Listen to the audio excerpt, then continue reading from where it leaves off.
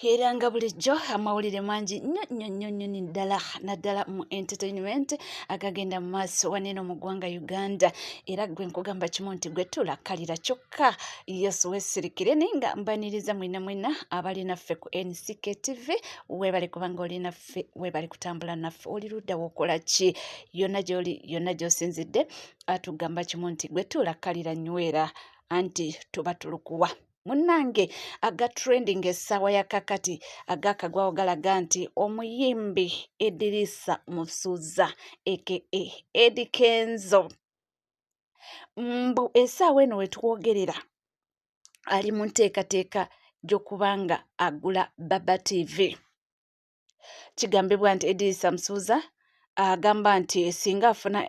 TV naddala nga wali mu nteekateeka z'okuba ng'agula Baba TV nti ayagala TV eyo abeere nga achampioninga gundi federation yaabwe egende mu maaso awo nti baba basobola okuba nga beexpressinga byonna ebibaluma nga bali ku channel ku TV nga yaabwe ku bwabwe nga teri kaagamba nti oba kino oba kino. Galiwo galaga nti Eddy Musuuza aka Eddy Kenzo nti mu kusooka yali ayagadde kubanga agula Face TV era yagenda n'aba nga atuukirira bannannyini TV eyo ya Face TV ne unfortunately ne bagaana ne bagamba tetutunda noonyezaako awalala ffe waneeno tuli contented n'ebintu byaffe era tetujja kubanga tukola ki tukuguza TV yaffe. Eddy Musuuza bw'atyo n'akivaamu naye essaawa eno amawulire agaliwo galaga nti yamaze dda okuba ng'atuukirira management ya Baba TV yonna. Jjukira amaaso mabegakaawo waliwo information eyatambula nti abakozi ku Baba TV batandise okuba nga baresigninga n'okwegoba nti munange akantu k'omusaala ekyo nti tebafuna musaala bulungi nti babadde bamaze emyezi mingi nga tebasasulwa kwegamba ndowooza n'akasente nga tekaliyo ndowooza oba bizinesi nga tetambula bulungi. Of course weba tetambula bulungi nakyo tekiba kyangu okuba nga ate abakozi basasulwa. Munnange abakozi bazze nga bino beegoba baresigninga lw'ebintu bwe bityo ndowooza ebintu bibadde tebitambula bulungi. So ndowooza wano omukulu Eddy Musuuza bwafunira chance n'ategeerako ebigenda mu maaso n'agenderawo bunambiro n'aba-approachinga management ge mawulire agaliwo nti n'approachinga management bulungi era nti essaawa eno wetwogerera discussions zigendera ddala mu maaso ez'okulabika nga Eddy Kenzo yeewangulira Baba TV. Ndowooza awo we naaba amaze okugula ekinaddirira kwe kubanga ate bakola batya nga bakyusa oba enaagenderayo awo simanyi oba bajja kuba nga bakyusa erinnya bagiyite kintu kirala era ekyo kisoboka. Of course basobola kuleka eri ate ngeri ebadde portrayinga kirala eri Baba ndowooza ebadde eri mu lusoga kati wana balina ogikyusa naye atagayitinga neera yali mu nko bagamba mbu bali wamu n'ennyamutoolo era nti bakikwasaganya baagala kubanga bagula Baba TV anti buli omu akasente ayinawo bonna baakolamu era bonna bayinamu. So batugamba nti bali mu kubanga bakikwasaganya munnange kiyinza okuba nga kituufu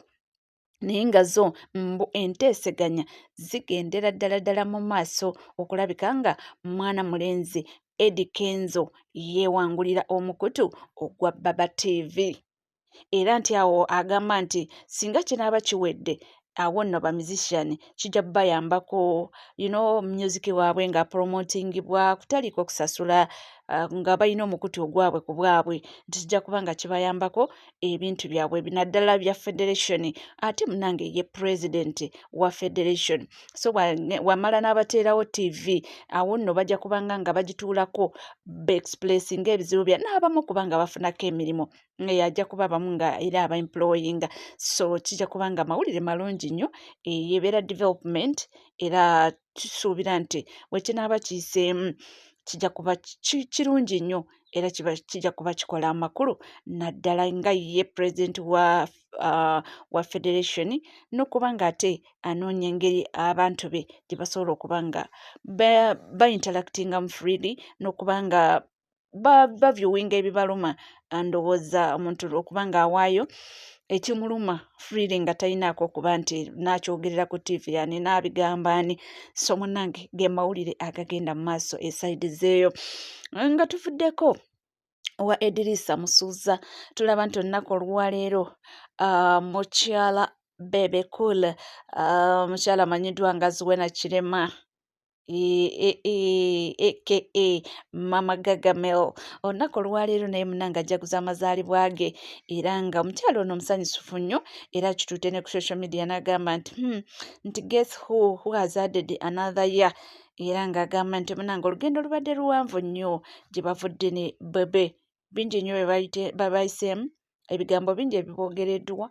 babugumidde ebivumo bingi ku social media awo ne baboogerera bingi nnyo naye agambye nti munnange today a mom, a sister, a daughter, a wife, a friend tolunaku olwaleero Mukama asiimye n'aba nga amwongerako omwaka omulala. Ye mukyala wa Bebe Zuena Kirema olunaku olwaleero ajaguza amazaalibwa ge era nga tulabye nti abantu bangi nnyo bavuddeyo kubanga bamwagaliza amazaalibwa amalungi era nga womanyi nti mukyala munene ate naye ayina following ennene yiye gye yeekolera ng'omuntu alina platform ye gye yeekoledde nga mu kufumba keeki we yakolako ku TV n'ayingirako music n'ayimbakoko yadde career ya music teyagenda wala ekintu ne kyagaanira ddala ekyo n'akivaamu. So atulayizeeko ebintu bingi nnyo ebimufuula naye okuba nti alina ba followers be abamugoberera era kye tusuubira nti munnange Mukama mulungi nnyo aratuukiza nti Mukama wa kitiibwa okuba nga amwongezaako omwaka naffe wano eno tumwagaliza amazaalibwa amalungi Zuena Kirema aka Mama Gagamel kubanga olunaku olwaleero Mukama asiimye n'aba nga amwongerako omwaka. Nga tuvuddeko eyo mu Gagamel munnange ebintu bingi nnyo ebigenda mu maaso. Ensonga za Mpuuga n'abannakibiina kya National Unity Platform zo ziringa ezeeyongerayo mu maaso okulanda ebintu si birungi gye biraga munnange nga lwaki lunaku olwaleero basanga kato mu ffumbiro muto oyo abeera muto wa Waiswa mu ffumbiro jjukira bano ba twins ate bafaanagana bitya era nga watuuse otunuddeko ono si kyangu okumanya nti ono y'ono mpozzi ababakuliddemu ababategeera oba bazadde baabwe oba basistaazi baabwe oba abantu ababali ku loozi. Munnange guruupu yabadde awo no bantu bakulu baami bakulu n'abakyala nga bagwa ku kato mu ffumbiro. Jjukira Waiswa mu ffumbiro ye deputy spokesperson w'ekibiina kya National Unity Platform. Batera nnyo mukyaza ku marediyo mangi nnyo abaayo so nti munnange ebigambo mbu byayogera ku Mpuuga bye bitabudde abawagizi ba Mpuuga. Lwaki tebamusanga munnange kataba mugajambule bamusiseeko obukofiira bamusonzeemu engalo bakoze bati waliwo abaddewo awo ku bbali yabadde akanyagamba bannange mumuleke ono si Waiswa mu ffumbiro ono muganda we bannange ono mutoowe naye babadde bamulumbye nga bali ready okumugajambula nga bagamba kimu nti weesonyiwe Mathias Mpuuga nti mu bintu by'okola lekera okuvuma Mathias Mpuuga era bamukakasizza nti tetugaanye yasobya alina bye yakola ebitatambula bulungi naye mwe bikwate bulungi mulekeraawo kubanga omusajja mumuweebuula musajja muzadde ayina abaana ayina abako ayina muntu wa kitiibwa yeekoledde erinnya lye nti lwaki mwagala kumusuula just abantu babadde bakambwe ate nno bantu bakulu si n'abaana babadde ne mu masuuti bamu nga bambadde gomesi ekiraga nti babadde nga bantu balinga engeri gye babaddemu babadde balinga bantu ba mu lubiri babadde bambadde bulungi nga balinga abagenda mu lubiri munnange katabagajambule kato ekitaasiza nti era omuntu abadde wali wabbali yabadde yasigadde ng'agamba bannange mumuleke ono si waiswa ono si waifa ono muganda we kato naye engeri gye baafaananamu omusajja watabadde alugendeddemu era babadde bamuli bubi naye ndowooza era meseji yaabwe etuuse gye babadde baagala erage kubanga ebigambo bibadde biwanvu nga bisongovu era nga bamusongamu amagalo kate bamuyiseemu n'empi naye musajja watu ye kirabika wa bigambo bitini era tanyeze abadde amwenyamu bumwenya ndowooza ng'alindiridde nti empi bwe banankuba wano nkyuse nakuno bakube naakola nti era abadde awo munange ng'akutte essimu ye bw'agitunulako nga byamusobedde dda nga talina kyakuddamu musajja watu nga talina gedifendinga kubanga baafaanagana ne bemmalayo munnange tebibadde byangu esayidi eyo era kata bamugajambule naye nga bamulanga ki bamulanga Mathias Mpuuga naye atejjukira musajja watu ye ne bya struggle tabiri namu oyo kato ebya struggle tabimanyi nako kato ebya struggle tabibeerangamu nako bayida wenze omulenzi oyo ngenda omulabako yali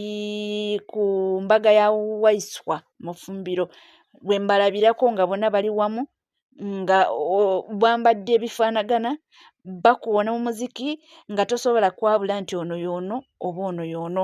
naye ndowooza babategeera ababali okumpi bo basobola okuba nga bakola ki babaawula munnange bwe bityo ebitambudde sayidi zeeyo naye nga tetumanyi oba binaggwa bitya ndabyeko abamu nga bagamba nti nga bakooboola ekibiina kya National Unity Platform mbu bateekinga legal action against those people nti lwaki baataakinga abantu ku makubo lwaki baataakinga abantu nti babateekeko legal actions nti ekisooka babategedde babakube mu mbuga z'amateeka nti babateekako omusango gwa assault tikubanga engeri gye balumbyemu kato babadde baagala mugajambula nti oba oliawo batiddeko ne kamera singa tezibaddewo nti wandibaddewo ekintu ekikyamu bo balumiriza mbu Mathias Mpuuga mbu yabasasula bajje babe nga bakola ki baataakinga naye tetumanyi ekituufu kye kiriwa naye nga munnange byebyo ebigenda mu maaso kyensobola okugamba kikimu nti muganda wange gwali eyo nga tuna subscribing omukutu guli gumu gwokka NCKTV subscribinga ate wamala okusubscribinga onyiga akadde oba omaze okunyiga akadde ako teweerabira okubanga ofuna neddadawo gwe tuula kalira nywera ensonga zino tujja kubanga tuzifollowinga waiswa mufumbira ayogera ki bwe biba nga bimutuuseeko anti gwe balumiriza nti yavuma omuntu waabwe mbu buli gy'alaga buli gye bamukyaziza ku radio mbu Mpuuga yafuuka oluyimba mu kamwa kwe so kye bamugambye nti akomye olunaku olwaleero taddamu kubanga akola ki ng'ayogera anything ekikwata ku Mpuuga tugenza okulaba mu maaso awo nga Honorable Mathias Mpuuga nga apostinze ku X ng'alaga nti bamembers nti okuva Nyendo Mukungwe ekino kyekitundu kyakiikirira nti olunaku olwaleero mbu bakyaddeko eBulange Mengo so kino nekiraga nti abakikoze babadde bawagizi be naye kino tekitegeeza nti yabatumye anyway babadde bawagizi be nga woolaba nze ndowooza omuntu yenna waabeera nga olina omuntu ogwoyagala ennyo nga toyagala owulire nti bamwogeddeko nabo ndowooza bavuddeyo okubanga ate bamuyirawo omubiri ng'enjogera w'ensangi zino bwegamba naye sisuubira nti Mpuuga yabatumye kubanga sisuubira nti Mpuuga abadde amanyi nti bajja kusisinkanayo n'omwana mulenzi kato bambi oyo kato si waiswa bagudde ku muto waani bagudde ku muto oba mulongo munne bagudde ku mulongo wa waiswa engeri gye bafaanaganamu bo ne balowooza nti waiswa bambi kyekibaddewo naye nga kikolwa si kirungi era nze ndowooza nti nabo abakungu abo abakulu balemeddwa okwekontrolinga kubanga badde banekanese mu makanzu n'amakooti ekyambalo ekyo bandibadde bakiwa ekitiibwa naye anyway kyonna kyekiri musigale naffe tujja kuba nga tukomawo